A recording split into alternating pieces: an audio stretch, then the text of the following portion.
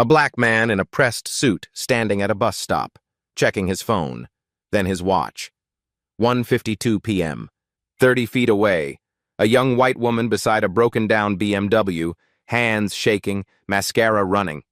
Cars blurred past. No one stopped. The bus pulled up. Doors opened. The man looked at the bus, looked at the woman. 8 minutes to downtown. 8 minutes between hunger and hope. He canceled the Uber notification on his phone. Then he ran, not toward the interview that could save him, but toward a stranger who needed help. What he didn't know, that woman's father owned half the city. What he couldn't see, this one choice would destroy his reputation before it redeemed his life. Terrence's dress shoes slapped against hot asphalt as he ran toward the BMW. The woman looked up, mascara streaking down her face. "Miss, you okay?" She wiped her eyes quickly. "I'm fine. AAA said 90 minutes. My presentation starts at 40. Terrence glanced at the deflated tire. "You got a spare?" "I think so. I've never changed one before." "Pop the trunk." She pressed her key fob. Terrence found the spare wedged under carpeting, jack kit still sealed in plastic. His grandfather's voice whispered, "Always check the spare first, boy." This one held air. Thank God. He worked fast, loosening bolts, positioning the jack, sweat soaking through his shirt. 6 minutes until his interview. 5, 4. The woman watched him, phone trembling in her hands. "Where were you going?" she asked. "Job interview." Pause. "What time?" 2 o'clock. "It's 1:58. "I know." Just traffic noise and the wrench clicking. "You're missing it. Because of me." Terrence stood, wiping grease on his pants, his only suit pants. "You were stuck. I could help, that's enough." She stared at him. "I don't even know your name." "Terrence Blake." She fumbled for her wallet. "Please let me pay you. 200? 3? "I don't want your money, miss. But you just... Have a good day." He turned toward the bus stop. "Wait." She grabbed his arm. "At least give me your number, so I can thank you properly." Something in her eyes looked genuine. He recited the digits. She typed them with shaking fingers. "I'm Sophia. Sophia Harrington." The name meant nothing to him. She sped off. Terrence stood alone, watching her taillights disappear. Then he called Westfield Distribution. 4 rings. "Westfield HR, this is Monica." "Hi, this is Terrence Blake.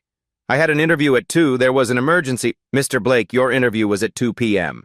It's now 2:11. "I know. A woman was stranded and I stopped to... We had 12 other candidates. The position's been filled." His chest squeezed. "Can I reschedule? I can come right now." "We don't do reschedules. Good luck." Click. Dead air. Cars rushing past. No one stopped. The next bus, 47 minutes away. By evening, Terrence sat in his apartment.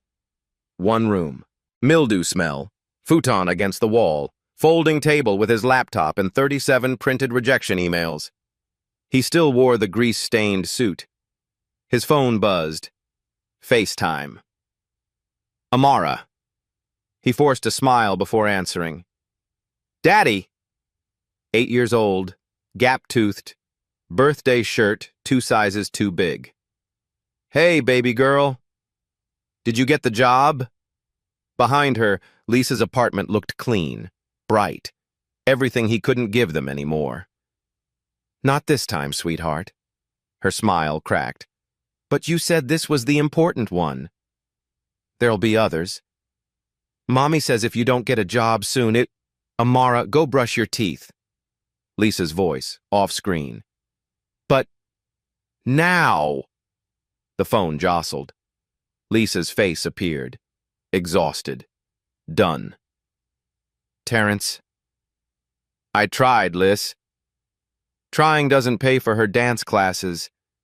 She stopped, breathed. I'm not doing this again. Just figure it out. She hung up. Terrence sat in the dark, then opened his laptop.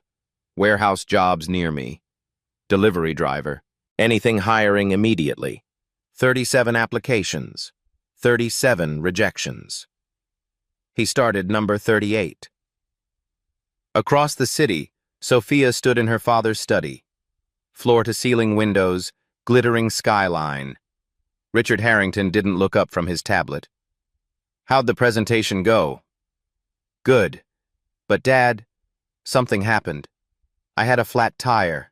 This man stopped to help. Send him a gift basket. He wouldn't take money. Richard glanced up. Everyone takes money. He didn't. He was going to a job interview. He missed it. For me. Richard set down the tablet. What kind of interview? I don't know. But he looked desperate. And he still stopped. Richard picked up his phone, typed. His name? Terrence Blake. I'll have Catherine look into him. Why? Richard studied with his daughter. Because I want to know what kind of man gives up his future for a stranger. That's rare. He typed another message. Find out what that interview was for. Find out what we cost him. Morning came too early. Terrence's phone alarm screamed at 5:47 a.m. He silenced it, stared at the water-stained ceiling, and calculated. Rent due in 8 days, $43 in checking, unemployment benefits, exhausted last month. He got up. The DoorDash shift started at 6. Terrence drove his 2008 Honda with the check engine light glowing orange, delivering breakfast sandwiches to people who tipped $2 or nothing at all. By noon, he'd made $31 before gas. He parked outside the library for the free Wi-Fi and opened his laptop. Warehouse associate, Riverside Logistics. Requirements, high school diploma, ability to lift 50 pounds, clean background check. He'd lifted wounded soldiers in Kandahar. He could lift boxes. He filled out the application. Email address, phone number, employment history with the 2-year gap he couldn't explain without sounding desperate. Why do you want to work here? Because I need to eat. Because my daughter deserves better. Because I'm tired of being invisible. He typed, I'm a hard worker with military logistics experience seeking stable employment. Submit. Confirmation email. Thank you for your interest. We receive hundreds of applications. If your qualifications match our needs, we'll contact you within 2 weeks. Translation. Don't hold your breath. Terrence closed the laptop and drove to his second shift. Retail Max, the return desk, where angry customers brought back used toasters and demanded refunds. His supervisor was 19 years old and called him Chief. Chief, can you cover Register 4? Denise called out. Sure. He stood for 6 hours, scanning barcodes, smiling at people who didn't see him, going home with $62 minus taxes.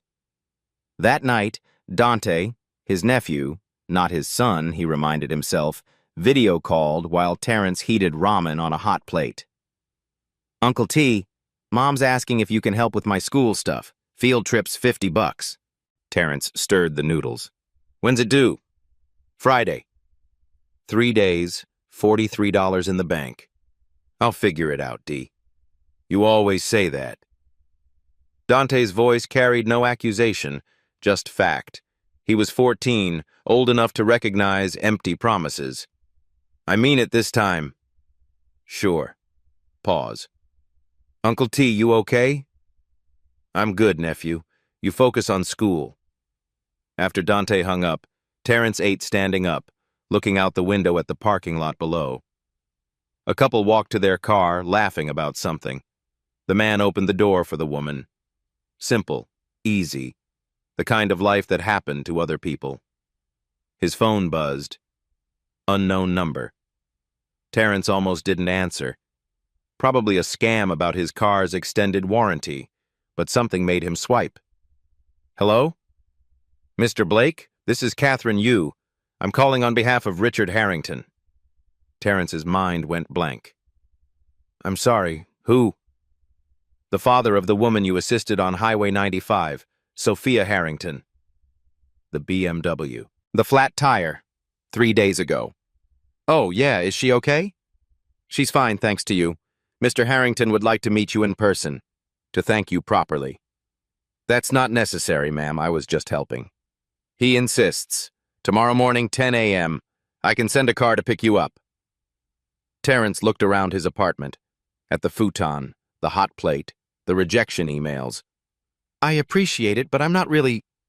I don't think that's... Mr. Harrington is a very busy man, Mr. Blake. He's making time specifically for you. It would mean a great deal to him. Something in her voice suggested this wasn't really a request. Where? Harrington Tower, downtown. The car will arrive at 9:30. I can take the bus.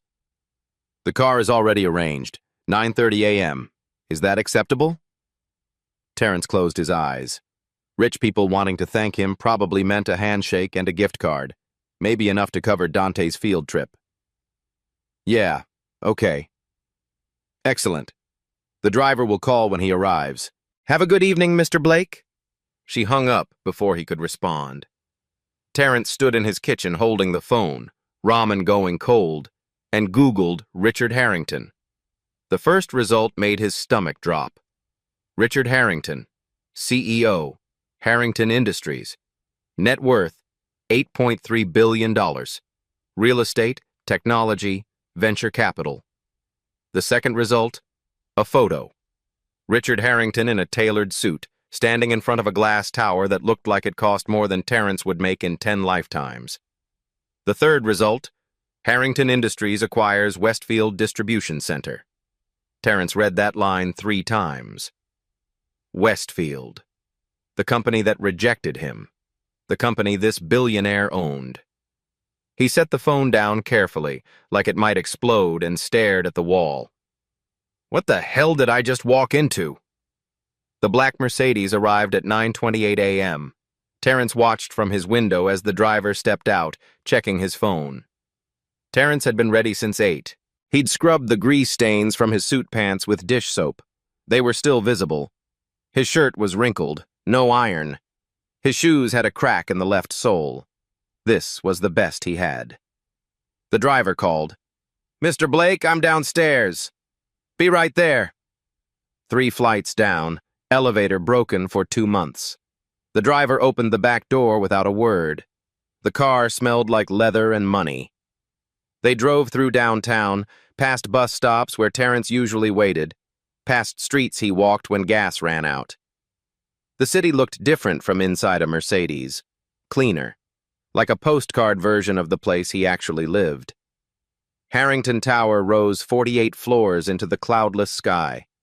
Glass and steel, reflecting the sun like a mirror pointed at God. Terrence had walked past this building 100 times, never imagining he'd go inside. The lobby felt like a museum. Marble floors, abstract art, people in $1,000 suits moving with confidence that came from never worrying about rent. A woman approached, Asian, mid-30s, carrying a tablet. Mr. Blake? Yes, ma'am. Catherine Yu, we spoke on the phone. Firm handshake. Follow me. Private elevator, smooth ascent. Catherine swiped a keycard. Button 48 lit up. Mr. Harrington is looking forward to meeting you. I'm still not sure why. He'll explain. The doors opened directly into an office covering half the floor. Floor-to-ceiling windows wrapped 3 walls. The city sprawled below like a kingdom. Terrence could see his neighborhood, a gray smudge in the distance. Richard Harrington stood by the window, phone to his ear. He held up one finger, 1 minute, continuing his call about quarterly projections. His suit probably cost more than Terrence's car. Terrence stood near the door, hands clasped, trying not to touch anything. Richard ended the call and turned. Tall, late 50s, silver hair. Eyes studying Terrence like a jeweler studies a diamond. Mr. Blake. Richard crossed the room, hand extended. Thank you for coming. Thank you for the car, sir. Please, sit. Richard gestured to a leather chair. Coffee? Water? I'm fine, thank you. Richard sat across from him, leaning forward. My daughter told me what you did, missing your interview to help her. It wasn't a big deal. It was to her, to me. Pause. I looked into your situation. The interview was at Westfield Distribution. Yes, sir. I own that building. Air left the room. You... What? Harrington Industries acquired Westfield 18 months ago. I sit on their board. Something shifted in Richard's eyes. I called them. Asked why you weren't rescheduled. They said you were unreliable. Terrence's jaw clenched. I explained what happened. They didn't care. I know. Richard walked to the window, looked out over the city. My daughter said you wouldn't take money. Why? I didn't help her for money. Most people would have taken it. I'm not most people. Richard turned back. No, you're not. He returned to his chair, elbows on knees. Mr. Blake, why did you stop that day? You had everything to lose. Terrence met his eyes. She needed help. I could give it. That's enough reason. Richard stared at him for a long moment, then nodded, like Terrence had passed a test he didn't know he was taking. Mr. Blake, how would you feel about a job? Terrence blinked. A job? Director of Community Relations at the Harrington Foundation. $85,000 a year. Full benefits. Company car. Richard said it like he was ordering lunch, casual and certain. Terrence's mind stuttered. 85,000. He'd made 32 last year, cobbled together from gig work and retail. I don't understand. It's straightforward. The foundation focuses on education access, affordable housing, workforce development. We need someone who understands what it's like to need those things, someone who makes decisions based on people, not spreadsheets. You don't know me. I know you gave up your future for my daughter. I know Westfield rejected you for being 11 minutes late to help a stranger. I know you have a clean military record, an honorable discharge, and 37 job applications in 4 months. Richard leaned back. I know enough. Terrence felt his chest tighten. This wasn't real. Things like this didn't happen to people like him. Mr. Harrington, I appreciate this, but you think this is charity, isn't it? Richard stood, walked to his desk, picked up a folder. Let me tell you what charity looks like. Charity is writing a check and feeling good about yourself. Charity is fixing a problem you'll never experience. He opened the folder. This is your military file. 4 years, logistics coordinator. You managed supply chains for 3 forward operating bases. 0 errors, 2 commendations. He flipped a page. This is your employment history. Warehouse supervisor at Grandel Logistics for 6 years. You improved efficiency by 18%. Reduced workplace injuries by 32%. Then the company downsized and you were let go with 2 weeks severance. Richard closed the folder. You're not a charity case, Mr. Blake. You're overqualified for half the positions you've applied to and rejected by the other half because... He stopped himself. Because what? Terrence's voice was quiet but steady. Richard met his eyes. Because the system is broken. Because your zip code shows up on background checks. Because your name sounds a certain way. Because you took 2 years off to care for your daughter after your divorce and nobody wants to hear that story. He set the folder down. I'm not offering you charity. I'm offering you what you should have had all along. A chance. Terrence sat very still. Nobody had ever said these things out loud before. Everyone danced around them, smiled politely, sent the same rejection email. Why me? Because character matters. Because I built my fortune on recognizing value others overlook. Richard returned to his chair. And because when I watched the dashcam footage of you running across that highway, Checking your watch every 10 seconds. I saw something I don't see often anymore. Integrity that costs something. You have dashcam footage? Sophia had a new security system installed. The camera runs continuously. Richard pulled out his phone, turned it toward Terrence. Watch. The video played. There was Terrence at the bus stop. There was Sophia's BMW, tire flat. The bus pulling up. Terrence looking back and forth, the exact moment of decision visible on his face. Then him running, dodging traffic, getting to work immediately. You checked your watch 6 times in 4 minutes, Richard said. You knew exactly what you were losing. You did it anyway. Terrence watched himself on the screen, this strange third-person view of the worst and best decision he'd ever made. Mr. Blake, I'm going to be direct. I don't need you to be grateful. I need you to be honest. Can you do this job? Terrence thought about the Foundation's mission. Education access. He'd fought for 2 years to finish his own degree before money ran out. Affordable housing. He lived it every day. Workforce development. He'd sent 37 applications into the void. Yes, he said, I can do it. Good. But I need to know something first. Why didn't you take Sophia's money?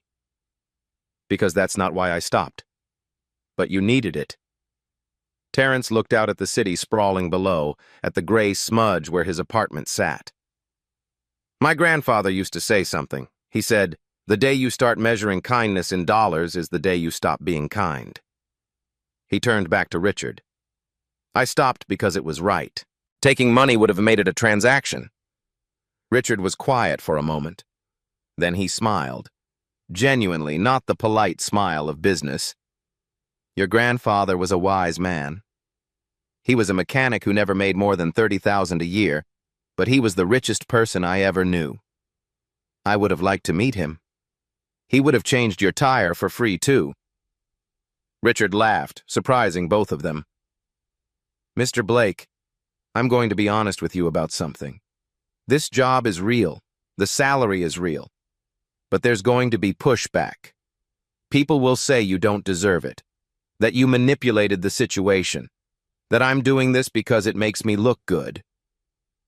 Are you? Am I what? Doing this to look good? Richard considered the question seriously. No, I'm doing this because Sophia came home that day and cried, not because she was scared on the highway, because she was devastated that helping her cost you everything. She said, Dad, what kind of world punishes people for being decent? He paused. And I didn't have a good answer. This is my answer. Terrence felt something shift in his chest. Not gratitude exactly. Something deeper. Recognition, maybe. That someone with power had chosen to use it for something other than more power. If I take this job, I'm going to do it right. Not because you gave it to me, because I earned it. I expect nothing less. Richard extended his hand. Do we have a deal? Terrence looked at the hand, thought about Amara asking if he got the job, about Dante's field trip, about 37 rejections and 1 yes that came from the strangest place imaginable. He shook Richard's hand. We have a deal. Richard's grip was firm. Catherine will handle the paperwork. You start Monday. She'll get you set up with an office, introduce you to the team, walk you through current projects. Monday. Terrence repeated it, testing how it sounded. Real. Terrifying. Possible. One more thing. Richard picked up his phone, typed quickly. I'm having a conversation with Westfield's HR department about their hiring practices and their definition of unreliable. You don't have to. I know. But character isn't just what you do when no one is watching. It's what you do when everyone is watching, and you still choose what's right. Richard looked up from his phone. They rejected a good man for a bad reason. That needs to be addressed. Terrence stood. His legs felt strange, like the ground had shifted. Thank you, Mr. Harrington. Richard. And you don't need to thank me, Terrence. You earned this the moment you stepped off that curb. Catherine appeared in the doorway, tablet ready. Shall we handle the paperwork? Terrence followed her out, but at the door he turned back. Richard had returned to the window, phone to his ear, already moving on to the next problem. But he caught Terrence's eye and nodded. In the elevator going down, Catherine smiled. Congratulations, you're going to do great. Terrence looked at his reflection in the polished elevator doors. Same wrinkled shirt, same cracked shoes. But something in his face had changed. He pulled out his phone and called Dante. Uncle T? Hey, D. About that field trip money? 3 months passed, like a dream Terrence kept waiting to wake up from. His office sat on the 7th floor, smaller than Richard's but with windows that opened. Real wood desk. A nameplate. Terrence Blake, Director of Community Relations. He touched it every morning to make sure it was real. The work came naturally. Reviewing grants, visiting housing projects, meeting workforce programs. When a single mother applying for education funding broke down crying, he didn't offer platitudes. He approved her application and connected her with childcare resources. You get it, she'd said. Most people in these buildings don't. I get it, he replied. His first paycheck felt obscene. More than 6 months of gig work combined. He paid 3 months' rent in advance, bought Dante's field trip ticket, took Amara to dinner at a restaurant with tablecloths. Daddy, are we rich now? Amara had asked, spinning spaghetti. We're stable. That's better than being rich. The company car sat in assigned parking. Modest sedan, nothing flashy, but it started every time. Small mercies that felt like luxuries. Sophia stopped by sometimes with coffee. They'd become friends, the strange intimacy of shared crisis creating unexpected bonds. You're doing amazing work, she said one afternoon, reviewing his report. The housing initiative placed 70 families. It's a start. It's more than a start. She smiled. Dad knew what he was doing. Terrence leaned back in his chair and looked out the window. He could see his old neighborhood, that gray smudge in the distance. The difference was, now he didn't live there. 2-bedroom apartment. Safer building. Amara had her own room for weekends. For the first time in years, Terrence Blake could breathe. He should have known it wouldn't last. The email arrived on a Tuesday morning, sent to every employee at Harrington Foundation, and forwarded to Harrington Industries headquarters. Subject line, ethics concern, transparency. Required. Terrence opened it, coffee halfway to his lips. It has come to our attention that Terrence Blake, recently appointed Director of Community Relations, received his position through personal connection to CEO Richard Harrington's daughter rather than standard hiring procedures. While we appreciate Mr. Harrington's gratitude for assistance provided to his family, using company resources to reward personal favors raises questions about fairness and merit-based advancement. We believe in transparency and equal opportunity for all candidates. This situation should be reviewed by the Board Ethics Committee. Sent anonymously by concerned employees. The coffee mug hit the desk harder than Terrence intended. Liquid sloshed over the rim. His phone buzzed. Catherine. Have you seen the email? Just read it. Don't respond. Don't talk to anyone. Richard wants to see you in 20 minutes. She hung up before he could answer.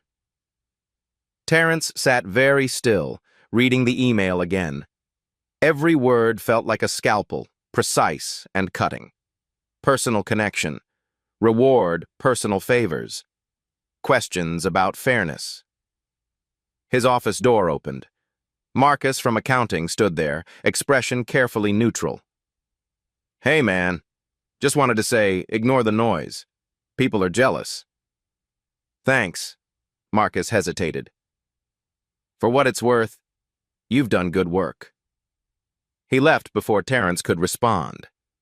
The whispers started immediately. Terrence could feel them in the hallway, in the break room, in the careful way people avoided eye contact. By noon, someone had leaked the story to a local business blog. Billionaire's favor.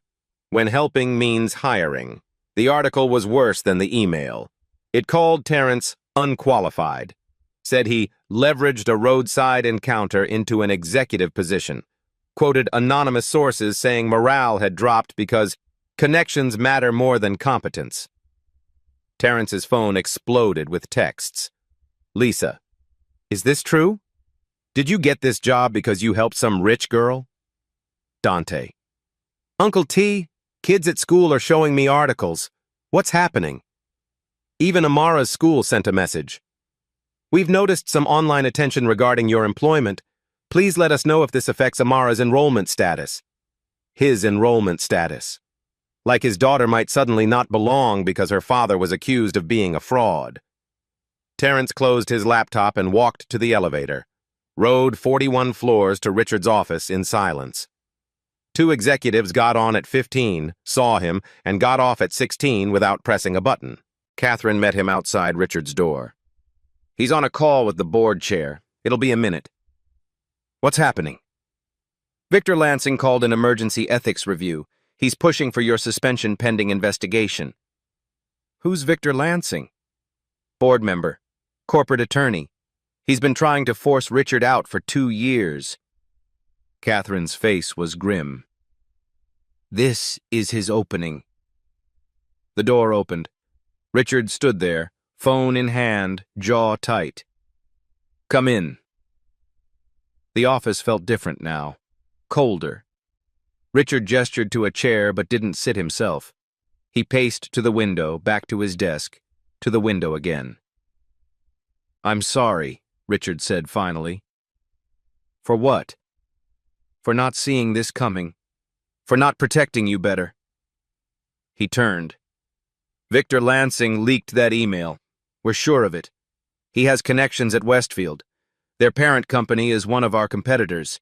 He's been waiting for ammunition. So I'm ammunition. You're a target. There's a difference. Richard sat, leaned forward. Terrence, I need you to understand something. This has nothing to do with your work. Your quarterly report is flawless.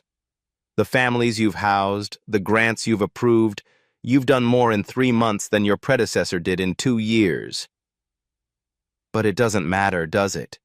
Because people think I didn't earn this. Some people will always think that.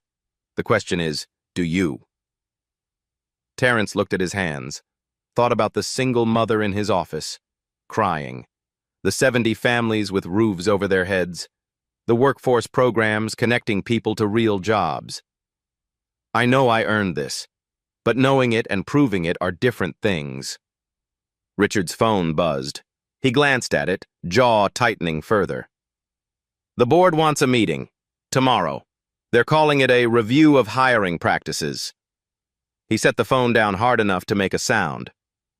Victor's going to push for your termination. Maybe I should just resign. Absolutely not.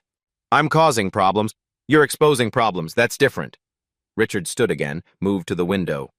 Do you know what Victor said to me last week? He said our foundation was too focused on people who don't help the bottom line. He wanted to redirect funds to corporate scholarship programs. You know, the kind where rich kids get money for being rich. Terrence said nothing. I told him no. I told him the foundation exists to help people the system has failed. People like you. Richard turned. That's why he's doing this. Not because you don't deserve the job. Because you do. And that terrifies him. Why? Because if you succeed, it proves I'm right. It proves character matters more than pedigree. It proves someone from your background can do this job better than someone from his. Richard walked back to his desk. Victor doesn't want fairness. He wants confirmation that the system works exactly as it always has. Terrence's phone buzzed again. Another text from Lisa. The kids are seeing this stuff online. Maybe you should come get Amara. His daughter, 8 years old, reading articles calling her father a fraud. I can't let her go through this, Terrence said quietly. Then we fight. Tomorrow, at the board meeting, we show them exactly who you are and what you've done. Richard sat down. But I need to know you're willing to fight, because this is going to get uglier before it gets better. Terrence thought about the roadside, about choosing to help when no one was watching, about his grandfather saying kindness couldn't be measured in dollars. I'm willing to fight, but not for me. Then for what? For every person who gets rejected for being 11 minutes late. For everyone told they're not qualified because their resume has the wrong zip code. For my daughter, so she never thinks doing the right thing means getting punished. Terrence met Richard's eyes. That's what I'll fight for. Richard smiled, not the polite business smile, but something genuine. Then we're going to win. But when Terrence left the office and rode the elevator down, passing employees who wouldn't meet his eyes, he wasn't sure winning was possible. Outside, a news van sat in the parking lot. This was about to get much worse. Terrence didn't sleep. He sat at his kitchen table reviewing 3 months of work. Every grant, every report, every email, building a defense from spreadsheets. At 2 a.m., his phone rang. Unknown number. Mr. Blake, Patricia Cole, board chair. Her voice was measured. Off the record, Victor Lansing doesn't speak for everyone. Some of us reviewed your work. It's impressive. Thank you. Don't thank me yet. Victor has 3 board members with him. Tomorrow will be difficult, but not impossible. Defend your character, not just qualifications. That's what this is really about. She hung up. At 6 a.m., Catherine called. Richard's office, now. Whoa. When Terrence arrived, 4 people waited. Richard, Catherine, Sophia, and a woman with reading glasses holding accordion folders. Terrence, meet Janet Reeves, head of legal. Janet nodded. Mr. Blake, we pulled records. Something interesting. She opened a folder. Westfield distribution hiring data, 5 years. Demographics, 89% white, 7% Asian, 3% black, 1% Hispanic. She pulled out highlighted documents. 42 discrimination complaints, all dismissed, all buried. Richard leaned forward. Monica Vance, the HR manager who rejected you? 8 complaints about racial bias. The company settled the 2 quietly. Terrence felt coldness settle in his stomach. So it wasn't just me. Never just you. Sophia spoke. Show him the rest. Janet opened the second folder. Victor Lansing, board member since 2019. Also sits on Westfield's parent company board, Summit Logistics. Financial records appeared. Summit is Harrington Industries' primary competitor. If Victor destabilizes Richard's leadership, Summit benefits. Corporate warfare, Catherine said. You're collateral damage. Not collateral, Richard corrected. You're the weapon. Victor wants to prove I make emotional decisions, not business ones, that I'm unfit to lead. Terrence studied the folders. What do we do? We expose everything, at the board meeting, but we need more than documents. Janet closed the folders. We need testimony. From who? Sophia pulled out her phone. People you've helped. The single mother you approved for education funding wants to speak. 3 families from Housing Initiative. 2 workforce directors. She smiled. They're telling the board what you're worth. I can't ask them. You're not asking. They volunteered. Because you changed their lives. Sophia's voice was firm. They won't let someone destroy you for it. Richard stood. The meeting starts at 2. Victor presents first, calls it ethics review, but it's character assassination. Then we present. He looked at Terrence. But the most important testimony is yours. Can you do it? Terrence thought about the roadside, about Amara, about his grandfather's voice. Yes. Good. 7 hours. Let's use them. They rehearsed all morning. Janet played Victor, throwing accusations. Catherine coached board protocol. Sophia compiled testimonials. At noon, Dante texted, "Uncle T, I made something. Check email." Terrence opened the video file. Dante's face filled the screen, sitting in a library. "Hi, I'm Dante Morrison. Terrence Blake is my uncle. I want to tell you why he's a hero." 3 minutes. Dante talking about field trips, tutoring, and kept promises. At the end, he held up a photo. Terrence in Army uniform, younger, smiling.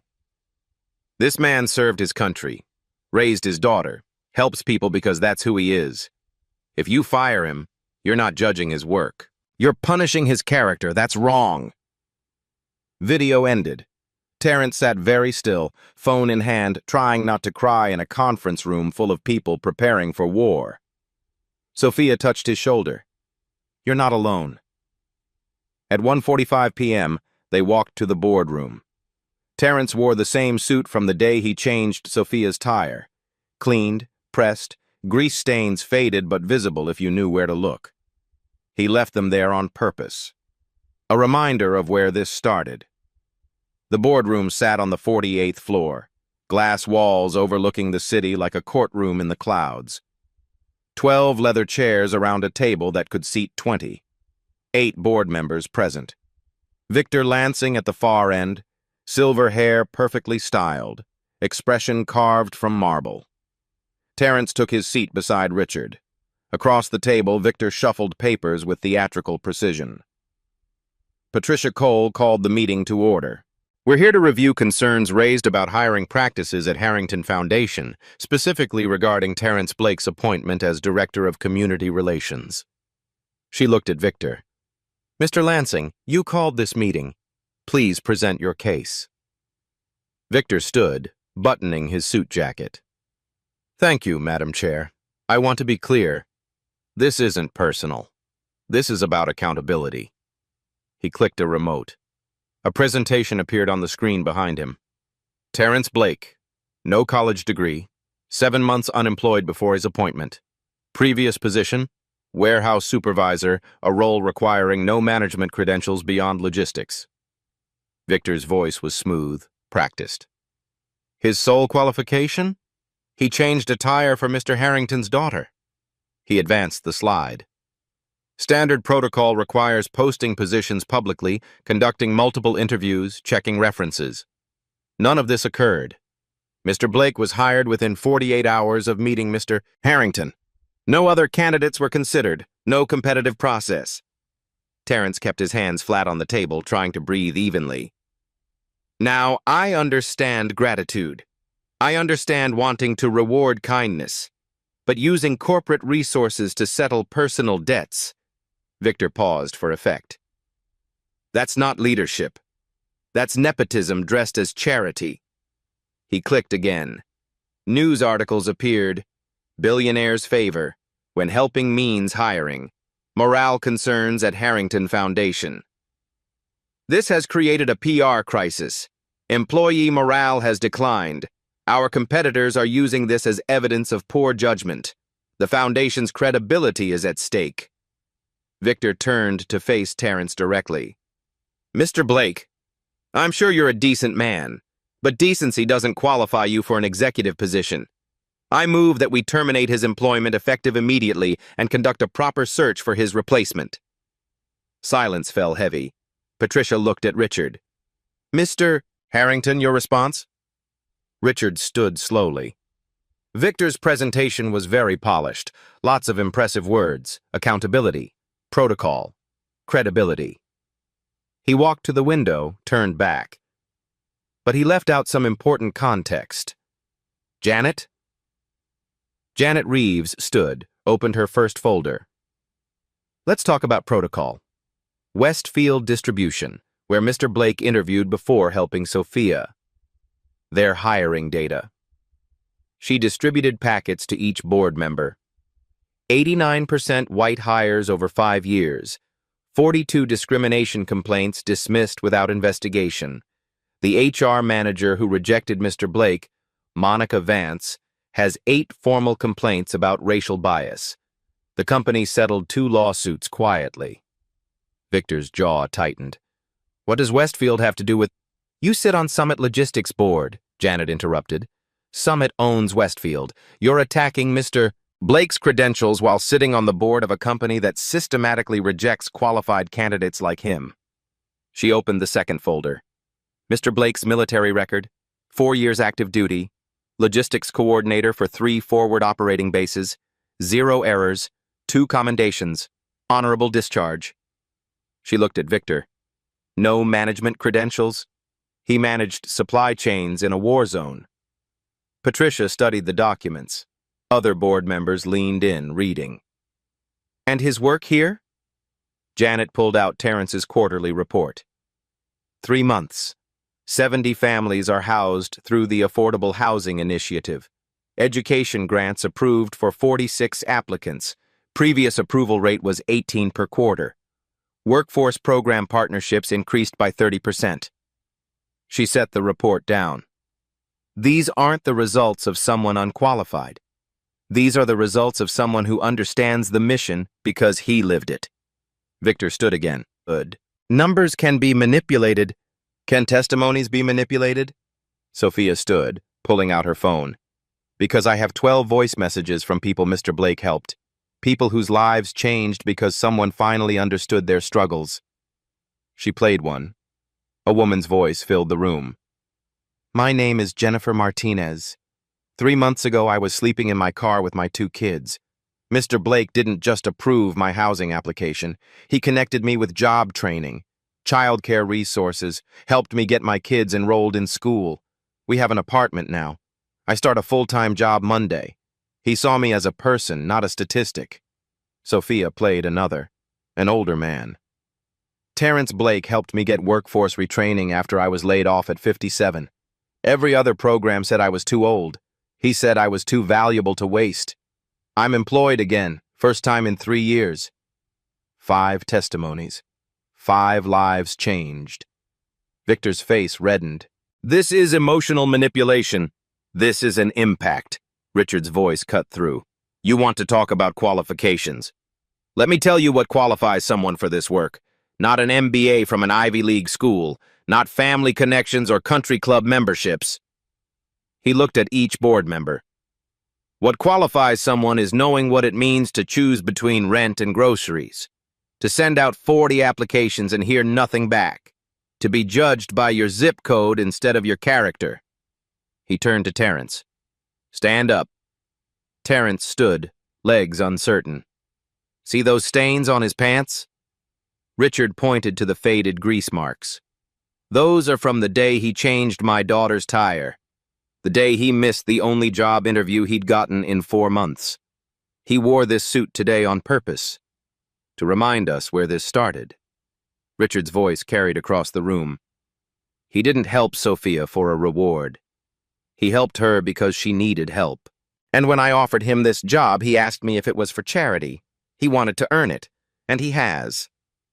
Patricia Cole spoke. Mr. Lansing, you've made serious allegations. But the evidence suggests Mr. Blake is not only qualified, but exceptional at his work. Unless you have additional concerns? Victor's eyes narrowed.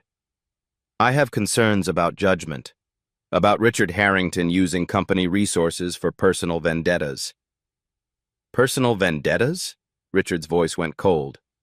Like the one you're waging because Summit Logistics wants my position?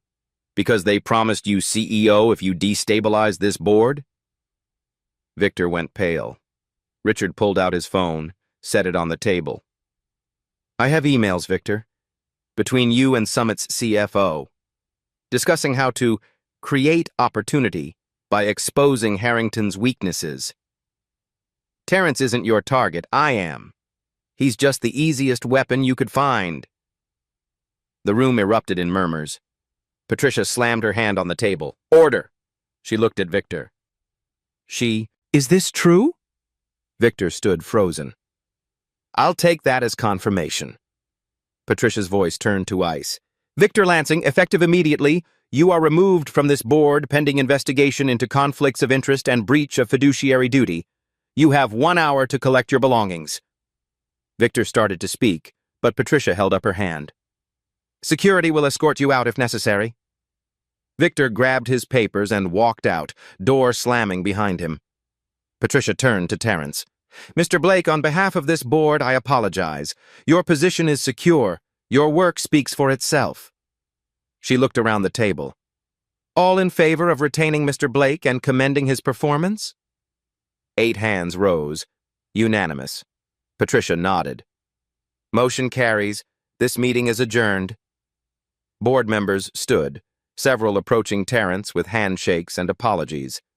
Richard clapped him on the shoulder, but it was Patricia who pulled Terrence aside. Mr. Blake, I'm going to say something off the record. She removed her glasses. I've sat on this board for 12 years. I've watched qualified people get passed over for connections. I've watched the system protect itself. She put her glasses back on. Today that changed, not because Richard fought for you, because you proved character matters more than pedigree. Don't forget that. Outside the boardroom, Sophia hugged him. Catherine smiled. Janet packed her folders, victorious. Terrence pulled out his phone and called Dante. Uncle T? It's over, D. I won. I knew you would. How? Because you're a hero. I told them that. Terrence closed his eyes, standing in a hallway worth millions, wearing a suit stained with proof of who he was. Thanks, nephew. 6 months later, the Harrington Foundation held its annual gala. Crystal chandeliers, string quartet, 500 guests raising money for education and housing initiatives. Terrence stood backstage in a rented tuxedo, adjusting his bow tie. You look fine, Sophia said, appearing beside him in a midnight blue gown. Stop fidgeting. I don't do speeches. You do now. You're receiving the Founders Award. That's excessive. The board voted unanimously. You earned it. She smiled. Stop arguing. Patricia Cole took the microphone on stage. Tonight we honor someone who reminds us why this foundation exists. Someone who recognizes humanity in action. She gestured toward the wings. Please welcome Terrence Blake. Applause erupted. Terrence walked out, stage lights blinding. Patricia handed him a glass plaque engraved with his name. Thank you, he began. Then he saw them, front row. Amara in a purple dress, beaming. Dante giving a thumbs up. Lisa, his ex-wife, smiling genuinely. His voice steadied. 6 months ago, people questioned whether I belonged here, whether I earned this position. He paused. Truth is, I asked the same questions. Quiet laughter rippled through the crowd. But then I met Jennifer Martinez, who went from sleeping in her car to managing a store. Marcus Carter, who retrained at 57 and now mentors others. 70 families with keys to affordable apartments. His voice grew stronger. They didn't care about my credentials. They cared that I understood, that I'd been where they were. He looked at Richard. Someone once told me that character isn't what you do when people are watching. It's what you do when no one is watching. Terrence held up the plaque. I changed attire because it was right, not because I expected anything back. But life gave me something anyway. Proof that doing right still matters. That kindness isn't weakness. That fairness isn't luck. He found Amara's eyes. It's a choice we make every single day. Thunderous applause. Afterward, Amara threw her arms around his waist. Daddy, I'm so proud of you. Terrence knelt down, eye level. I'm proud of you too, baby girl. Dante approached. Uncle T, I've been thinking about college. I want to study social work, like you. Like me? You changed people's lives. I want to do that too. Terrence pulled his nephew into a hug. Richard appeared with champagne, handed one to Terrence. To second chances. To first chances, Terrence corrected, for people who never got them. They clinked glasses. Later, Terrence drove to Highway 95, to the spot where everything changed. A small memorial marker stood there now, in honor of everyday courage. When you see someone who needs help, stop. Terrence touched the cool metal. His phone buzzed. Patricia Cole. Board meeting next week. Expanding housing initiative nationwide. Your proposal, your leadership. Interested? He typed, yes. Looking at the highway stretching into darkness, he remembered choosing a stranger over his future. Turns out, he'd chosen both. 3 years later, Terrence stood in his new house. 3 bedrooms, small yard. Amara had her own room permanently. Lisa agreed to shared custody. The housing initiative grew from 1 city to 12. 1,500 families were housed. 300 workforce programs launched. The Harrington Foundation became a national model. Dante graduated high school with a full scholarship to study social work. His essay opened, "My uncle taught me heroism isn't loud. It's quiet, consistent, showing up when no one's watching." Richard retired, named Terrence to the executive board. Sophia became CEO, launched Second Chance Employment, reforming discriminatory hiring nationwide. The Highway 95 Memorial became a pilgrimage site. People left notes, flowers, and stories of their own roadside moments. One read, "I stopped today, helped someone, missed my daughter's recital, worth it." Terrence visited sometimes, standing where his life pivoted. He'd learned something. The best decisions aren't measured in what you gain, but in who you become when you choose someone else's need over your own. Character isn't what you do when people are watching.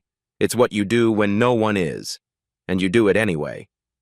Have you ever made a choice that cost you everything, but you'd make it again? Share your story in the comments. If this moved you, like and subscribe. Your support helps us prove character still counts.